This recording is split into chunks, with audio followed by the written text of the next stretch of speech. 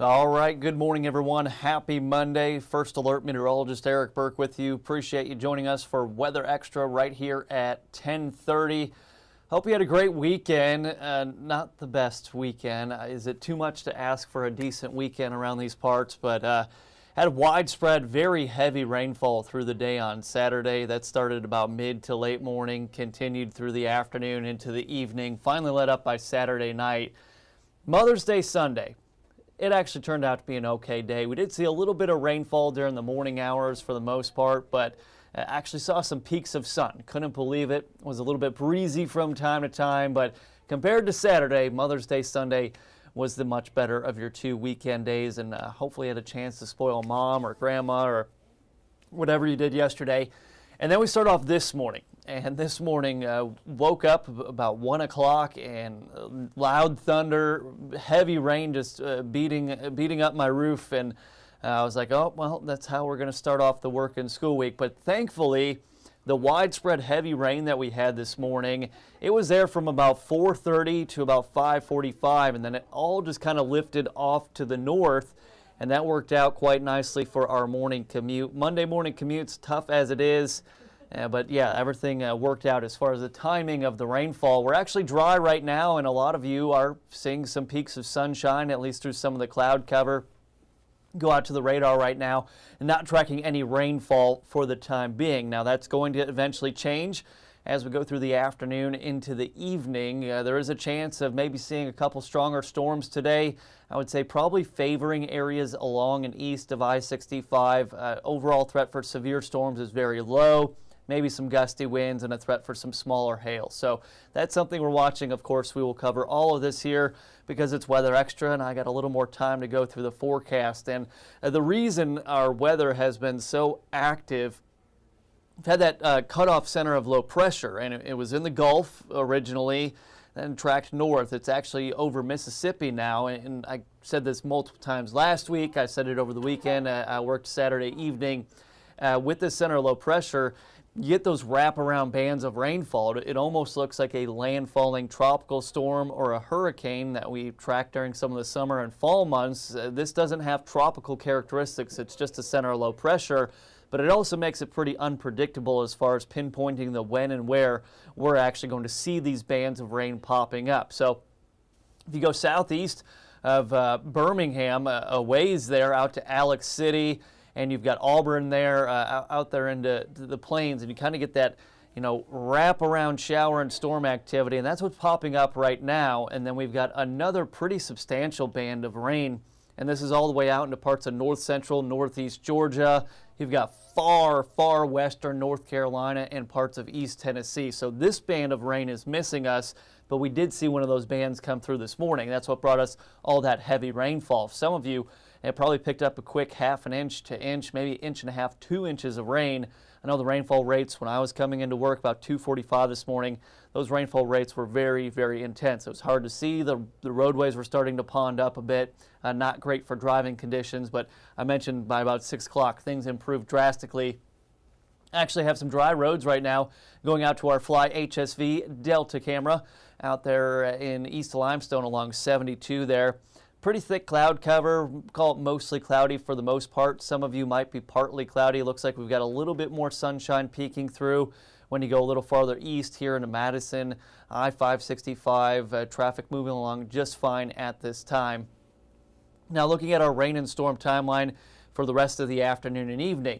Due to that just a little bit of sunshine we're seeing, our temperatures will continue to warm up into the mid-70s. It is a very humid day, kind of feeling more late spring, summer-like with our dew point in the low to mid-60s. And all that moisture plus daytime heating and the center of low pressure to our west, that's going to give us those bands of showers and storms coming in. And some of these storms could be packing a bit of a punch if they get more organized. Now, anything that develops, heavy rainfall, frequent cloud ground lightning, that's just about a guarantee. The question is, do we have enough instability to maybe see some of those non-severe gusty winds, straight line winds, even 30, 40 miles per hour? They're not necessarily severe, but think of how much rainfall we've seen over the past couple of days.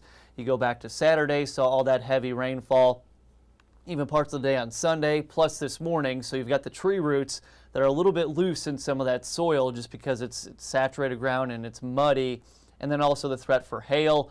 Compared to last week's storms on Thursday, I think we've got a little less instability to work with, and there's a greater severe weather threat today to areas to our east, into parts of Georgia, East Tennessee, all the way into the Carolinas. However, a few stronger storms cannot be ruled out. So that's what we're looking at. So this is 1 o'clock, and I think future radar is kind of overdoing it as far as the coverage and probably the intensity of these storms. But we work with what we've got, so this is just one model run, the rapid refresh high resolution model, the HRRR, or the HRR if you want to call it that. That kept us a little bit drier till about 4 or 5 o'clock. And even the North American model, the NAM, that kept us a little drier for at least longer. Still had scattered showers and storms coming in for the afternoon, but this is what the graph model is thinking here. Temperatures in the low to mid 70s, very humid. And this is just basically one of those outer bands of rainfall, almost like one of those tropical systems that we see setting up. And this would include that threat for gusty winds, maybe that hail, heavy rain, and frequent cloud-to-ground lightning. It's not going to be everywhere, so no guarantee of rain for the rest of the day at your house. It's going to be more scattered. This won't be like the rainfall we saw on Saturday where it was everywhere and everyone was just having kind of a rainy day. It won't be like that, and once we start to lose our daytime heating and head into about sunset, which I think is about 7:30 on the dot. Have to double check that. I don't have my forecast sheet. It's over in the studio here, and they've got us in the Weather Extra cave in the back of the newsroom. But here's the rest of the evening. It's starting to dry out once we lose that daytime heating, and then overnight into tomorrow. Now notice now we're kind of on the back side of the low, so we still get the wraparound showers and maybe some rumbles of thunder into Tuesday morning.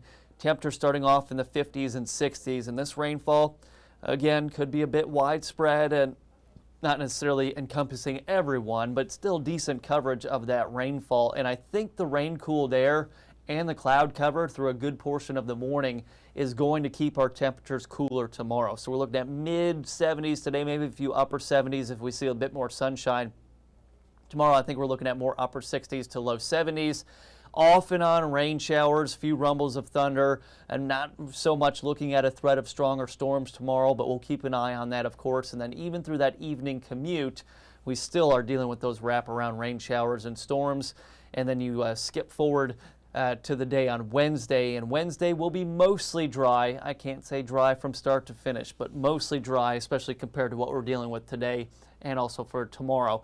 Temperatures this morning were in the upper 50s to low 60s. We've warmed up a little bit, not too much, within reason, upper 60s, low 70s there across North Alabama, Middle Tennessee. Still tracking those scattered showers and then eventually just some showers as we go through the rest of the afternoon and evening. But temps should hit the mid-70s, shouldn't have a problem with that. Overnight tonight, low of 61. More scattered showers, some thunder expected tomorrow morning, potentially as early as that Tuesday commute, kind of hitting more periodically in nature as we go through late morning into the afternoon. Probably some storms as well. Lower threat for organized strong storms tomorrow versus what we're looking at today. And then we go into Wednesday, and temperatures are going to start to jump up a bit. High of 83, and maybe just some isolated rainfall for Wednesday. So another look at your Tuesday. This is 7:30 now, Tuesday morning. We've got the scattered showers and a few storms embedded in there, just kind of sticking with us. That low is actually going to be off to our north, and this is why it's just so hard with this pattern to pinpoint the when and where these bands of rainfall are going to set up. But things stay fairly scattered in nature, starting to dry out a bit by Tuesday evening, and we're still not done with that low as we go into Wednesday. Now notice Wednesday morning here, things are far more isolated with maybe a few of you getting clipped with some showers as we go into your Wednesday afternoon. And then by Thursday here, temperatures start to warm up quite a bit.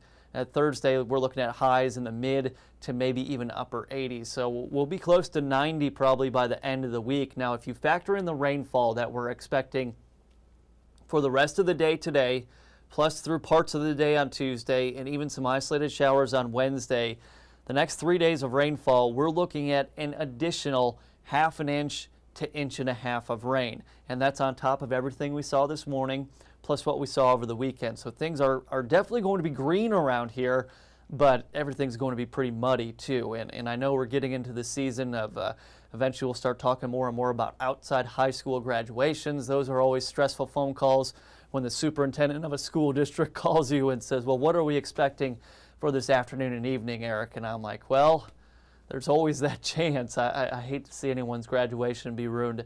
The bright side, with all the rainfall we've seen, pollen counts low, grass pollen as well as the oak and hickory tree pollen.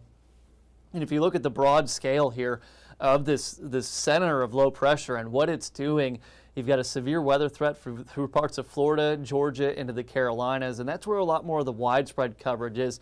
We're a little closer to that low, but I already showed you out toward Auburn, and you kind of see it here. We're just looking at more of those bands of rainfall essentially continuing to track through. So scattered showers and storms, potentially some stronger storms with gusty winds and hail for the afternoon and evening. Around sunset, I think we start to see more of a break, but still a chance of some additional showers, some rumbles of thunder overnight into tomorrow morning. Morning lows, upper 50s, low 60s, a very humid start to the day, feeling kind of damp tomorrow as well.